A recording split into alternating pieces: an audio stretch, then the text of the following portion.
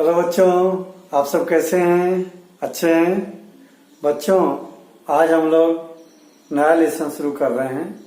बहुत ही important lesson है जो आपके क्लास 11th और क्लास 12th में केमिस्ट्री जब पढ़ोगे तो वहाँ के लिए ये बेस का काम करेगा। Chapter carbon and its compound. Carbon and its compound.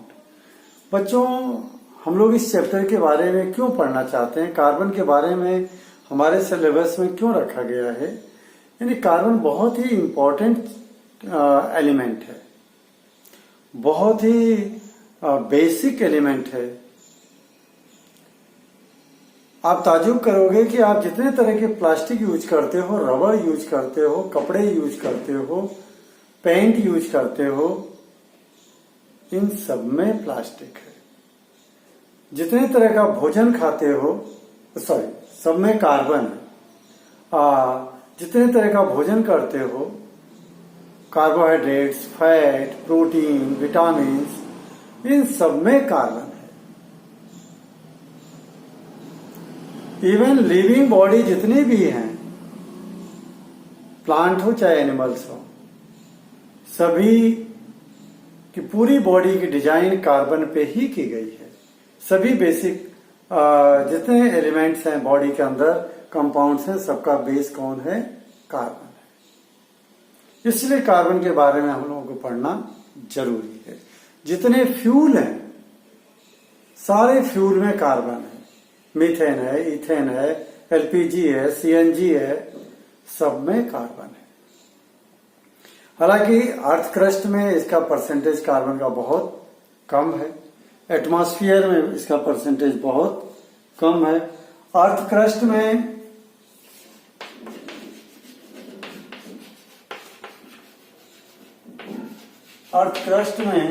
इसका जो परसेंटेज है, इट इज 0.02%। अर्थ क्रस्ट में किस फॉर्म में मिलेगा? कार्बोनेट, बाइकार्बोनेट, ठीक है। और इन फॉर्म में अर्थ क्रस्ट के अंदर ये मिलता है। और एटमॉस्फेयर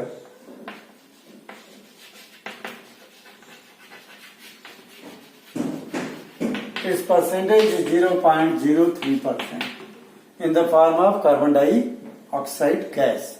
कार्बन डाइऑक्साइड गैस के फॉर्म एटमॉस्फेयर में मिलेगा। कार्बोनेट, बाइकार्बोनेट के फॉर्म में अर्थ क्रस्ट में मिलेगा, ठीक। और इनके अलावा जो कुछ नेचर में मीथेन गैस है, इस रूप में भी मिलता है। मीथेन में भी कार्बन गैस होती है। नेचुरल गैस में भी कार्बन होता है। नेचुरल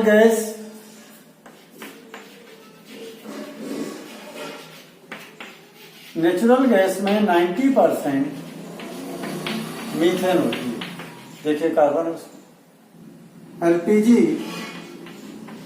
एलपीजी में 90% ब्यूटेन होता है।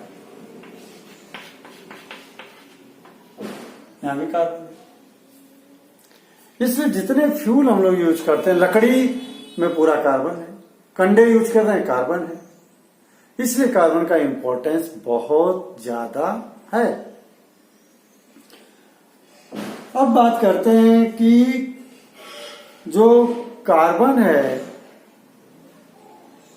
कंपाउंड जब बनाता है तो कैसे बनाता है? पिछले मेटल नॉन मेटल के लेसन में आपको मैंने बताया था, आयनिक बॉन्डिंग। मेटल दूसरे एलिमेंट्स के साथ जब बॉन्डिंग बनाता है तो कौन सी बॉन्डिंग? आयनिक बॉन्डिंग, जिसको हम इलेक्ट्रोवैलेंट बॉन्डिंग भी कहते हैं, ठीक। वहां पे मेटल इलेक्ट्रॉन लॉस करता है, नॉन मेटल इलेक्ट्रॉन गेन करता है, जिससे कंपाउंड बनते हैं। लेकिन आप जानोगे carbon neither form carbon ionic bonding नहीं बना सकता। आपके कोर्स में, आपके नेचर में यही एक एलिमेंट है जो आयनिक बॉन्डिंग नहीं बनाता है। जबकि सारे नॉन मेटल हैं। मेटल जब इलेक्ट्रॉन लॉस करते हैं, नॉन मेटल इलेक्ट्रॉन गेन करते हैं, तो मेटल और नॉन मेटल मिलकर आयनिक बॉन्डिंग बनाते हैं। But carbon is exception, carbon exception है, कार्बन आयनिक बॉन्डिंग नहीं बनाता है। तो क्यों नहीं बनाता है जरा देखते हैं, बहुत ही इंपॉर्टेंट क्वेश्चन है ये। Why carbon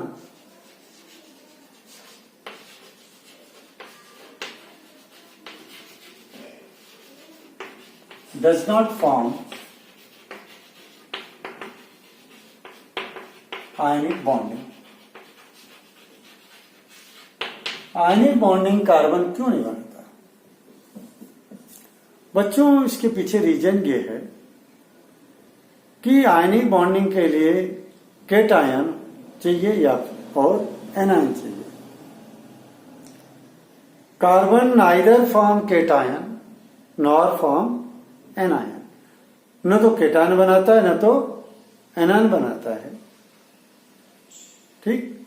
so it does not form ionic bonding. अगर ये क्वेश्चन 1 नंबर का होता है तो आप इतना आंसर दे दोगे चलेगा। कितना? जो मैं लिख रहा हूं बोर्ड पे।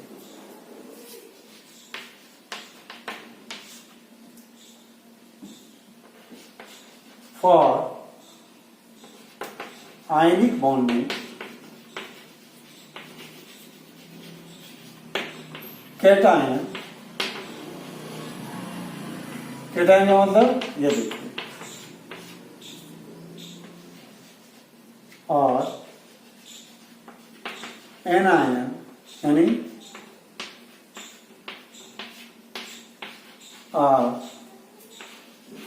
रिक्वायर्ड, ये इसकी जरूरत पड़ेगी या इसकी जरूरत पड़ेगी? बट कार्बन नाइदर फॉर्म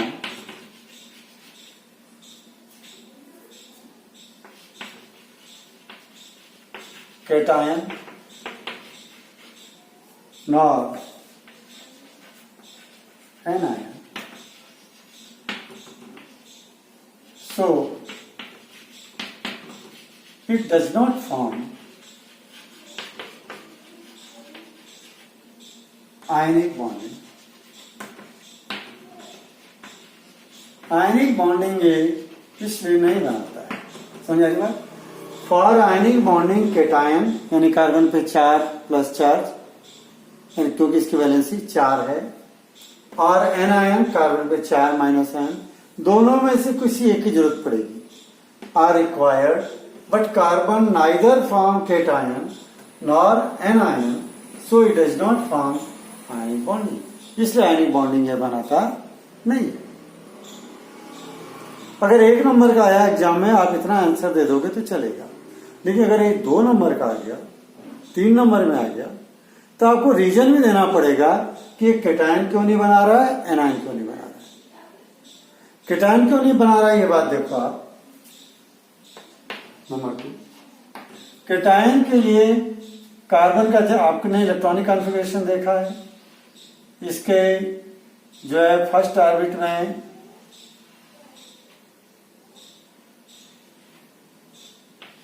दो इलेक्ट्रॉन, सेकंड ऑर्बिट में 4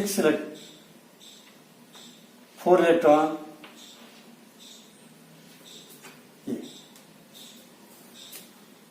टोटल इसका एटॉमिक नंबर 6 है।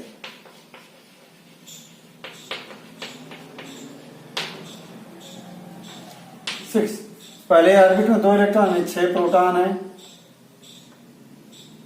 और 6 न्यूट्रॉन भी हैं।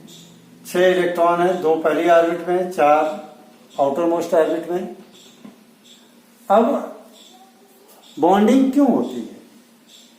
आउटर मोस्ट में 8 इलेक्ट्रॉन को पूरा करने के लिए केटायन बनाएगा, यानी इसको 8 होने के लिए कितने इलेक्ट्रॉन की जरूरत है? 4 इलेक्ट्रॉन की जरूरत है।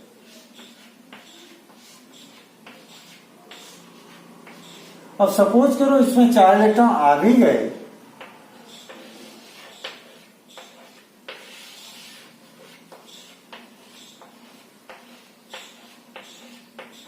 अब इसके आउटर मोस्ट में कितने इलेक्ट्रॉन हो गए? 8 इलेक्ट्रॉन, और फर्स्ट ऑर्बिट में 2 इलेक्ट्रॉन, तो टोटल 8 हो, कितने हो गए ये इलेक्ट्रॉन? 10 हो गए। कितने इलेक्ट्रॉन हो गए? 10 इलेक्ट्रॉन। पहले कितने थे? 6 थे। अब इसका जो न्यूक्लियस है, यहां भी 6 प्रोटॉन है, यहां भी 6 प्रोटॉन है। ये जो 6 प्रोटॉन थे, 6 इलेक्ट्रॉन को होल्ड कर रखे थे। अट्रैक्शन का फोर्स, प्रोटॉन प्लस चार्ज का, इलेक्ट्रॉन माइनस चार्ज का। प्लस चार्ज का जो प्रोटॉन है माइनस चार्ज के इलेक्ट्रॉन को अट्रैक्शन के फोर्स से होल्ड करके रखता है। लेकिन यहां पे जैसे ही प्रोटॉन की संख्या इलेक्ट्रॉन की संख्या बढ़ गई, now this nucleus is unable to hold the extra 4 electron. 4 electron को एक्स्ट्रा जो 4 आ गए हैं उनको होल्ड करके रखने की क्षमता इसके अंदर नहीं। इसलिए ये इलेक्ट्रॉन जंप करके बाहर निकल जाएंगे, आ भी गए तो, इसलिए ये केटायन बनाता नहीं है। क्लियर? तो पहले अब ये लिख लो, इसको नोट कर लेते हैं यहां पे।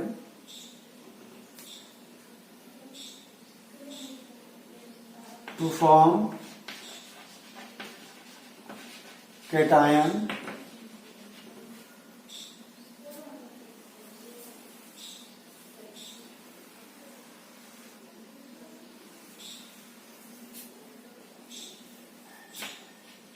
carbon have to gain 4 electron, but its nucleus could not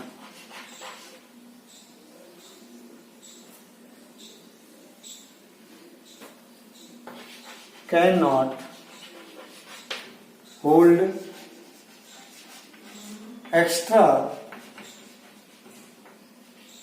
4 electron. 4 extra 4 electron को एक होल्ड नहीं कर सकता, सो it does not form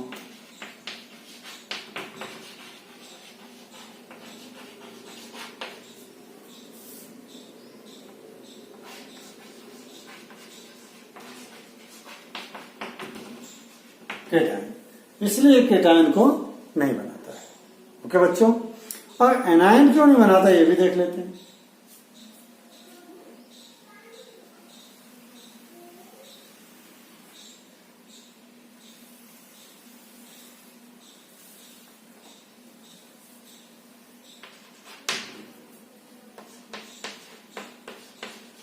to form anion, anion बनाने के लिए कार्बन को 4 इलेक्ट्रॉन लॉस करने पड़ेंगे। 4 इलेक्ट्रॉन लॉस करने पड़ेंगे। मान लीजिए कार्बन है 6 प्रोटॉन, फर्स्ट ऑर्बिट में 2 इलेक्ट्रॉन, आउटर मोस्ट में 1 2 3 4, इसको चारों इलेक्ट्रॉन लॉस करेगा, तब जाकर के ये एनायन बनाएगा।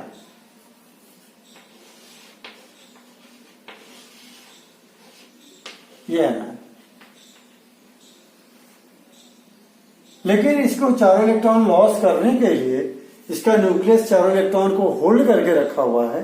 इसके ऑर्बिट में से बाहर निकालने के लिए we need a lot of energy, but this amount of energy is not available during chemical reaction.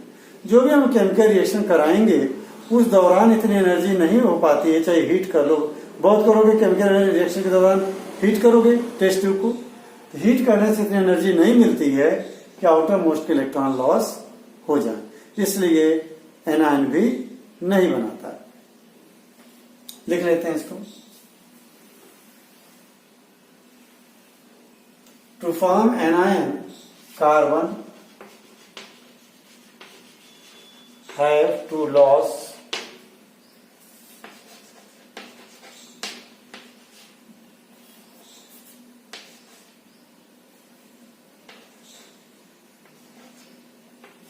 its outer most 4 electron, but during chemical reaction such amount of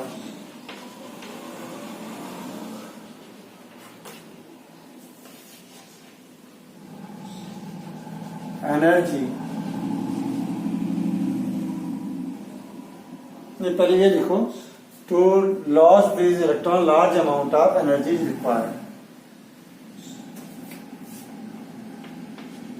To lose 4 electron, a lot of energy is required. बहुत ज्यादा मात्रा में energy की जरूरत पड़ेगी. Such amount of energy, such amount of energy is not available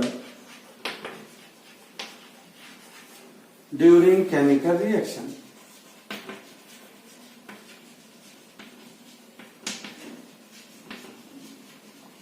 chemical reaction के दौरान इतनी एनर्जी अवेलेबल नहीं होती है, इसलिए ये एनायन भी नहीं बनाता.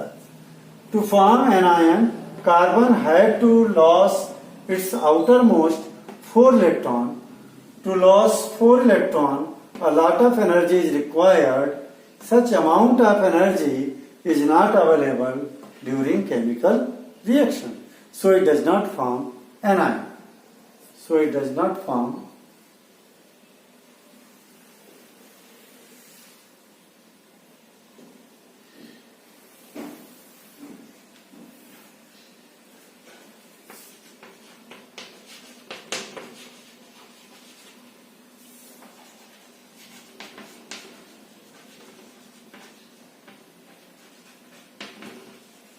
ये कंप्लीट आंसर हुआ बच्चों. अगर एग्जाम में आता है 3 मार्क्स का तो दोनों रीजन भी आपको बताना जरूरी है. तब देखते हैं कि कैसे फिर ये ऑक्टेट पूरा करता. How carbon complete it's octet. Carbon complete it's octet by sharing the electron. दूसरों के साथ शेयरिंग करता है. कैसे शेयरिंग होती है उसकी बात देखो मैं आपको बताता हूं.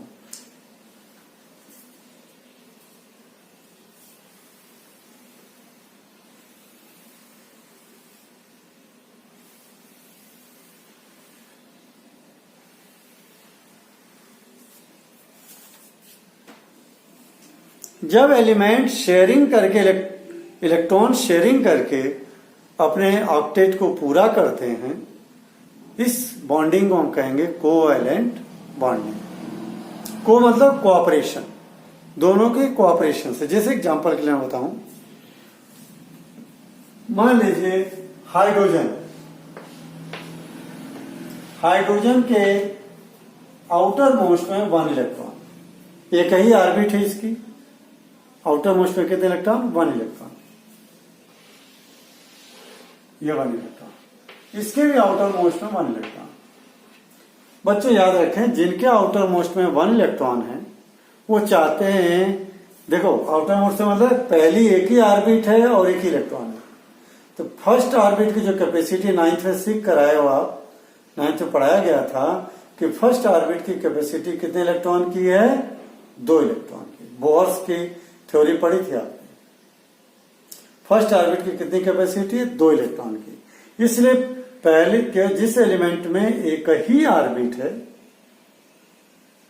It will be stable by gaining 2 electron in its orbit, या by having 2 electron in its orbit. केवल 2 इलेक्ट्रॉन हो जाने पे ही ये क्या हो जाएगी? स्टेबल हो जाएगी. क्या हो जाएगी? स्टेबल. कौन? जिसमें के एक ही इलेक्ट्रॉन है या एक ही ऑर्बिट है. इसके हाइड्रोजन के एक ही ऑर्बिट है. ठीक. तो दोनों, ये भी चाहता हाइड्रोजन मेरे आउटर मोस्ट में 2 इलेक्ट्रॉन हो, ये भी चाहता मेरे ऑर्बिट में 2 इलेक्ट्रॉन हो. अगर ये इसको दे देता तो इसके पास तो 2 हो जाएंगे, इसके पास कुछ नहीं बचेगा। या ये इसको दे देता है तो इसके पास तो 2 हो जाएंगे, इसके पास कुछ नहीं बचेगा। तो दोनों एटम आपस में मिल करके रहने के लिए शेयरिंग करते हैं।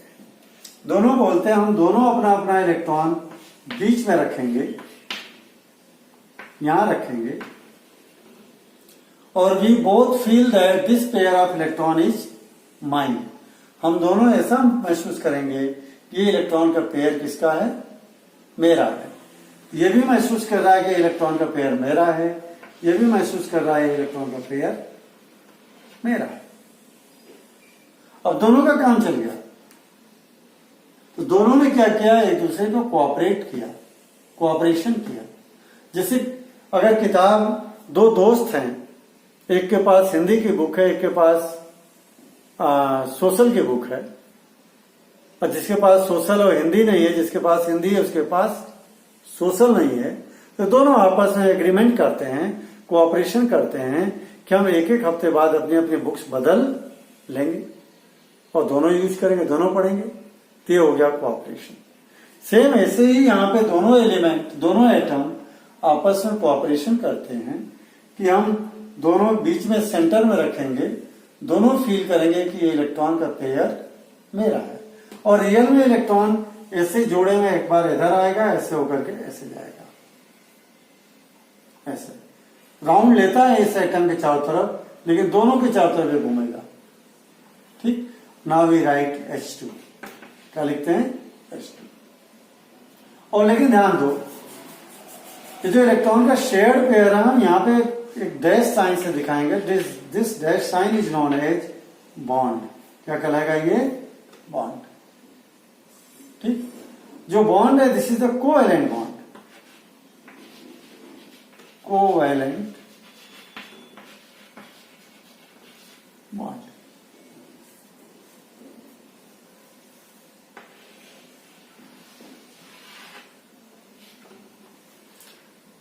अब इसको हम लिख सकते हैं H2। ठीक, दूसरा देखते हैं। अगर हम लोग ऑक्सीजन को देखें, ऑक्सीजन के आउटर मोस्ट, बच्चों देखो ध्यान दो, मैं ऑर्बिट नहीं बनाऊंगा, जैसे ऑर्बिट बनाए थे मैं ऑर्बिट नहीं बनाऊंगा, केवल आउटर मोस्ट के इलेक्ट्रॉन दिखाऊंगा। आउटर मोस्ट में ऑक्सीजन के जो है 6 इलेक्ट्रॉन, तो आउटर मोस्ट के हम 6 इलेक्ट्रॉन 1 2 3 4 5 6, 1 2 3 4 5 6। अब ये दोनों आपस में शेयरिंग करते हैं, तो सबसे पहले क्या करेंगे, एक एक इलेक्ट्रॉन के को रखेंगे।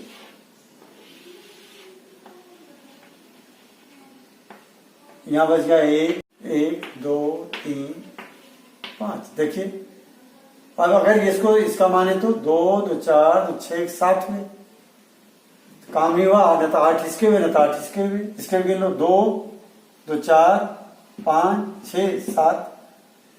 तो दोनों क्या करेंगे, एक एक इलेक्ट्रॉन और सेंटर में रखेंगे।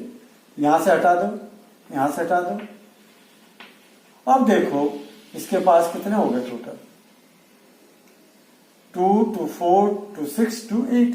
और इसको देखो, ये भी मानता है कि ये दोनों इलेक्ट्रॉन के पेयर मेरे हैं, 2 2 4 2 6 2 8। इसके पास भी पूरे हो गए। इस तरह से दोनों का काम चल गया, इसका भी चल गया, इसका भी। तो कितने इलेक्ट्रॉन के पेयर शेयर हुए, 2, 1 और 1। एक के लिए एक डैश साइन, दूसरे के लिए दूसरी डैश साइन, ये O और ये O। दोनों एटम एक दूसरे से बंध गए, ये 2 कोवैलेंट बॉन्डिंग हो गई। तो इसको लिखेंगे हम O2। क्या लिखेंगे, O2। ऐसे अगर नाइट्रोजन को देखते हैं हम लोग बच्चों, नाइट्रोजन के आउटर मोस्ट में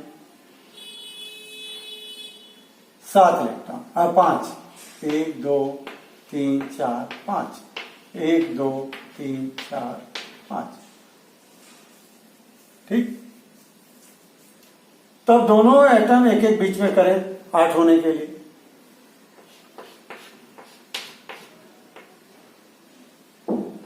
एक 2 3 4 और एक बीच में रख लिया, 1 2 3 4। तब कितना हुआ देखो, 2 3 4 5 6 हुए। नहीं हुआ, इसका भी 6 हो रहा, 1 2 3 4 5 6। इन दोनों को मैं दोनों में काउंट कर रहा हूं, इसके लिए भी और इसके लिए भी। फिर एक एक इलेक्ट्रॉन रखो इनके। अब देखो 4 5 6 7 हुए, इसके भी 4 5 6 7 हुए। नाउ अगेन एक एक रखो यहां से हटा करके। अब देखिए 8 हो गए, इसका देखिए 8 हो गए, 2 2 4 2 6 2 8, 2 2 4 2 6 2 8। कितने बॉन्ड हो गए? 1 2 3। एक पेयर के लिए एक, दूसरे के लिए दूसरा, तीसरे के लिए तीसरा। ये N और N हमने लिखा N2। अभी तक जो मैं शेयरिंग बता रहा हूं, बॉन्डिंग बता रहा हूं सिमिलर काइंड ऑफ एटम्स के बीच में। अब हम लोग डिफरेंट काइंड के एटम के बीच में भी देखेंगे। लेकिन अब यहाँ टाइप्स ऑफ बॉन्डिंग देखें। यहाँ कितने बॉन्ड हैं? 2 एटम के बीच में सिंगल। यहाँ कितने बॉन्ड हैं? 2 हैं। यहाँ 3 हैं। इसको हम बोलेंगे single covalent bonding, double covalent bonding, triple covalent bonding. ये हो गया सिंगल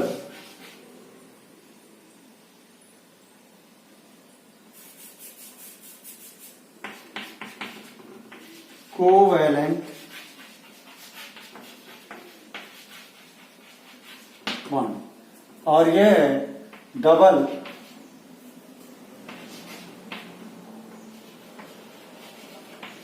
कोवेलेंट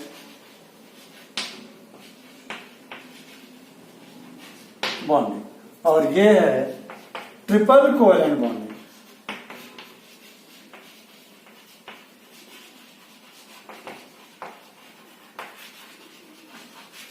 ये 3 तरह की single covalent bonding, double covalent bonding और triple covalent bonding.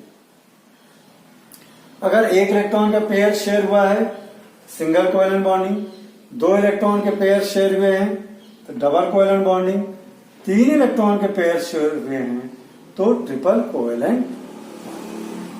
Okay,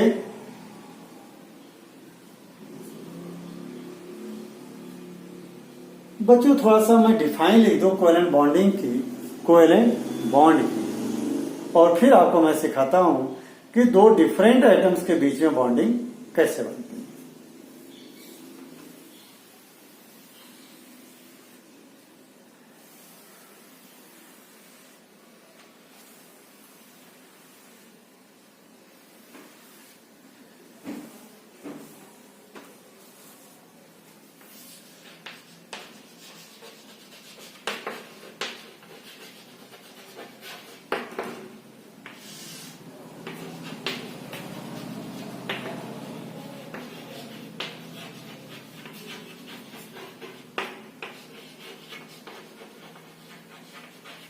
Sharing of electron between 2 atoms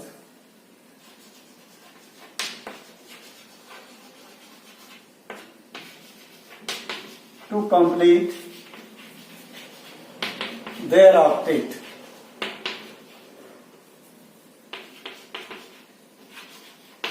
और bivalent, ऑक्टेट का मतलब आउटर मोस्ट में 8 इलेक्ट्रॉन करना, बाइलेट का मतलब आउटर मोस्ट में 2 इलेक्ट्रॉन। जैसे हाइड्रोजन आउटर मोस्ट में 2 इलेक्ट्रॉन चाहिए तो बाइलेट पोजीशन में सभी एलिमेंट 8 इलेक्ट्रॉन आउटर मोस्ट में होने पर स्टेबल हो जाते हैं।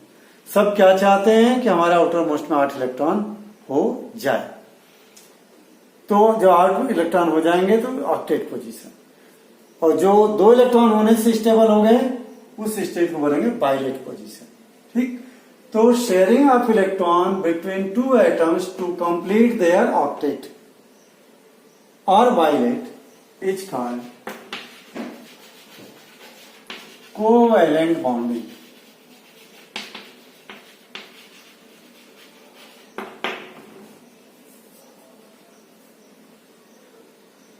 क्या कहेंगे बच्चों इसको हम लोग? Covalent bonding. और जो शेयर्ड पेयर इलेक्ट्रॉन है उसको हम बोलेंगे covalent bond.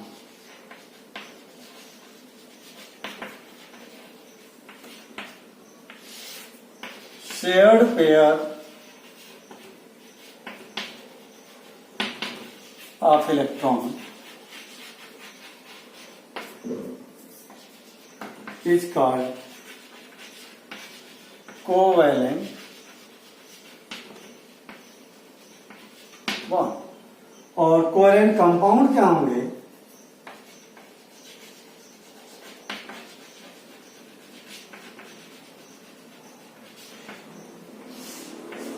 Compound formed bye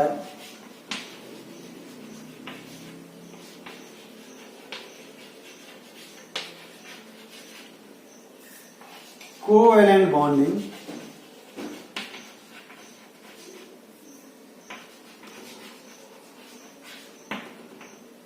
are called covalent compound.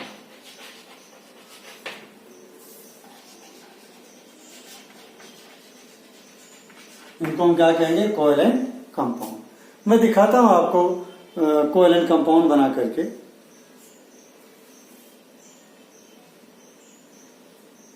ये बात क्लियर हो गई? शेयर्ड पेयर ऑफ इलेक्ट्रॉन, आप हटा दो, shared pair electron is called covalent bond. या इससे कहो कि जो शेयर्ड पेयर इलेक्ट्रॉन है उसको हम डैश साइन से डिनोट करते हैं, उस डैश साइन को हम कोवेलेंट बॉन्ड कहें। Shared pair of electron is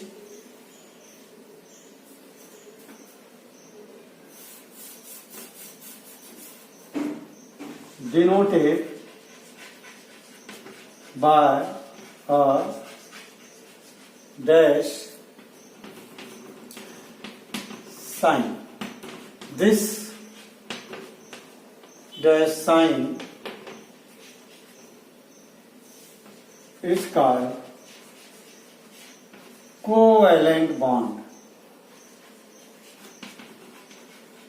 इसको हम कहेंगे कोवेलेंट बॉन्ड।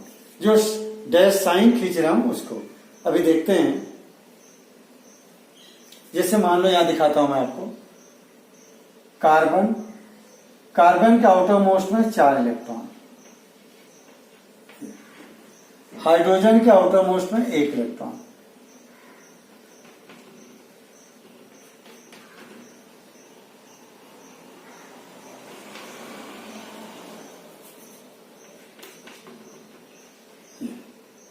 तो हर हाइड्रोजन कार्बन के एक एक इलेक्ट्रॉन के साथ शेयरिंग कर रहा है। देखिए हाइड्रोजन को तो आउटर मोस्ट में 2 ही चाहिए, कार्बन को 8 चाहिए। कार्बन के आउटर मोस्ट में देखिए 8 हो गए, 4 इसके खुद के, 4 इलेक्ट्रॉन इसके खुद के, और 4 हाइड्रोजन से एक एक इलेक्ट्रॉन लेकर के इसने शेयरिंग कर लिया।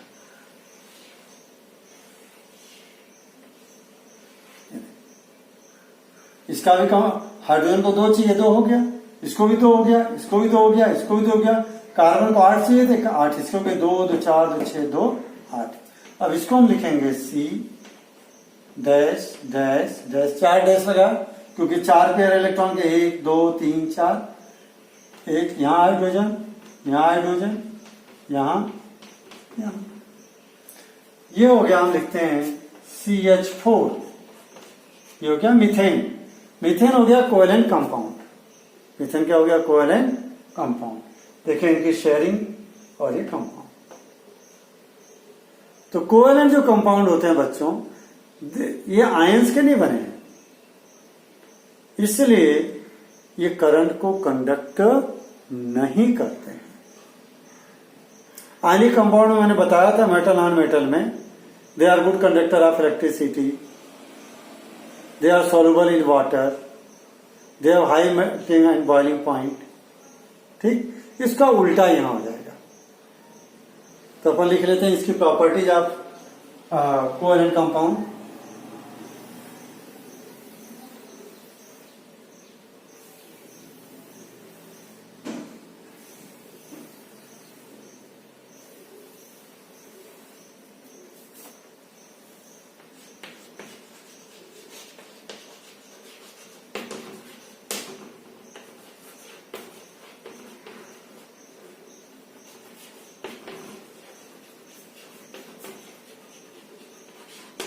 कोवैलेंट कंपाउंड्स की क्या क्या प्रॉपर्टीज है।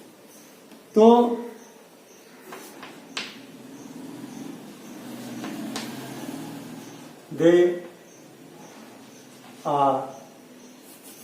they do not conduct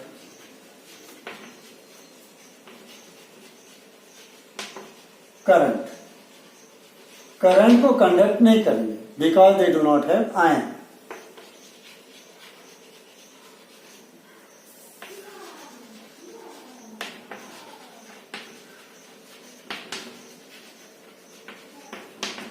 इनमें आयंस नहीं होते हैं।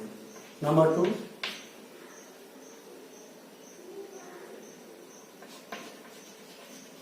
they are insoluble in water, पानी में ये soluble नहीं होंगे। रीजन वही है because they do not have ions. They may be solid, liquid और गैस, जबकि आयनिक कंपाउंड जनरली सॉलिड होते हैं। They have high, they have low melting and boiling point.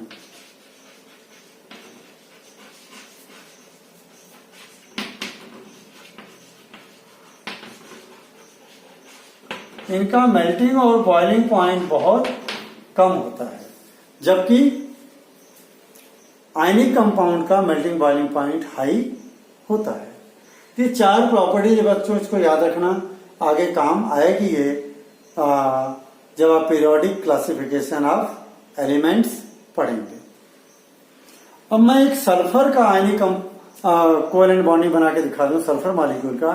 आपके एनसीईआरटी के बुक में इसके ऊपर क्वेश्चन है।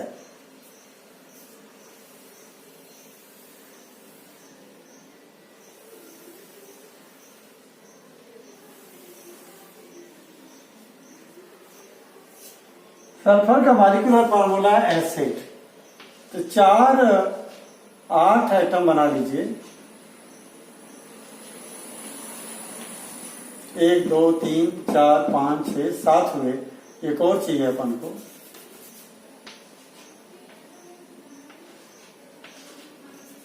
एक 2 3 4 5 6 7 8।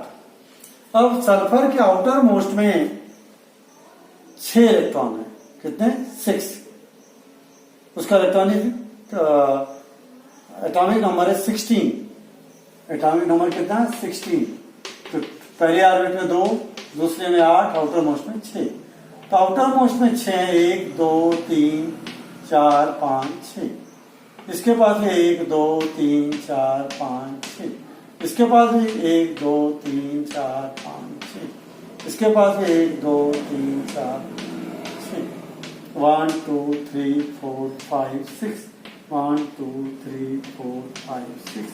1 2 3 4 5 6। 1 2 3 4 5 6 हो गए।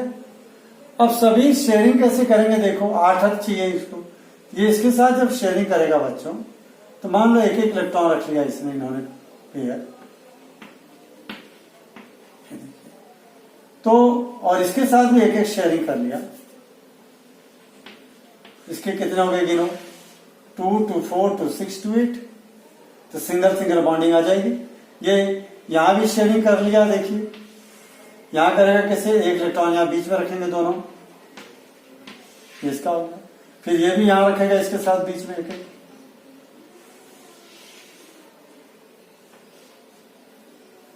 देखिए 2 2 4 2 6 2 8। ऐसे इसका भी कर दो शेयरिंग। ऐसे इधर भी कर लो।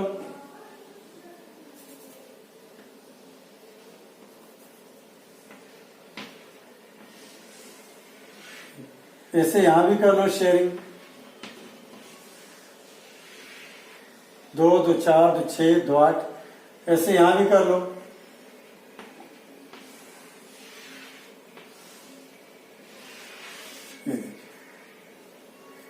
तो इसको हम ऐसे लिख सकते हैं 1 2 3 4 5, 6, 7, 8 सिंगल बॉन्डिंग। ये बने सल्फर के 8 एटम इस तरह से एक दूसरे से रिंग में जुड़े। ओके, और single covalent bonding, double covalent bonding, triple covalent bonding की डिफाइन आप कर सकते हो।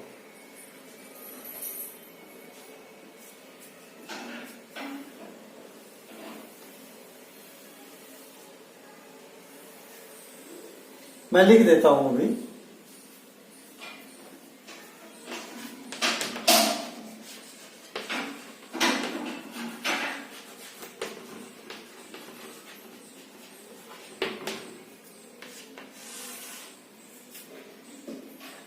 Bonding in which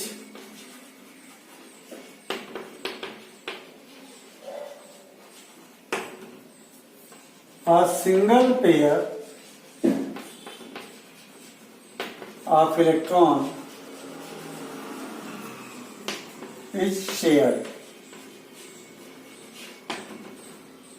एक सिंगल पेयर इलेक्ट्रॉन का शेयर किया जाएगा तो this is a single covalent bond. और डबल में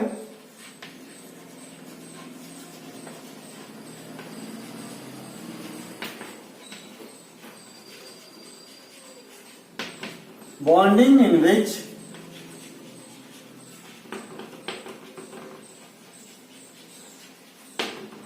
two pair या double pair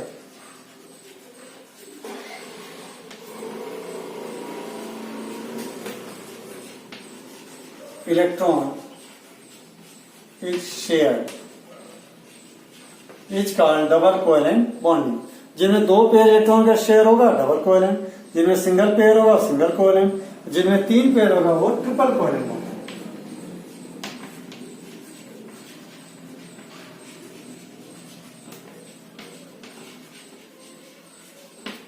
bonding in which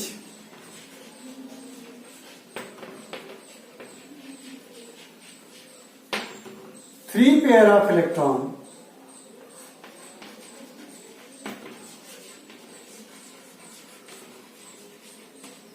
is shared is called triple covalent bonding. जैसा नाइट्रोजन में देखा था 3 पेयर इलेक्ट्रॉन के, ऑक्सीजन में 2 पेयर और हाइड्रोजन में सिंगल पेयर। ये एग्जांपल। तो बच्चों मैंने आज आपको बॉन्डिंग के बारे में बताया और कार्बन जो है आयनिक बॉन्डिंग क्यों नहीं बनाता उसका रीजन बताया। अगले पीरियड में हम लोग और नया टॉपिक लेंगे कि वर्सेटाइल नेचर ऑफ कार्बन के बारे में बात करेंगे। ओके बच्चों, हैव ए गुड डे।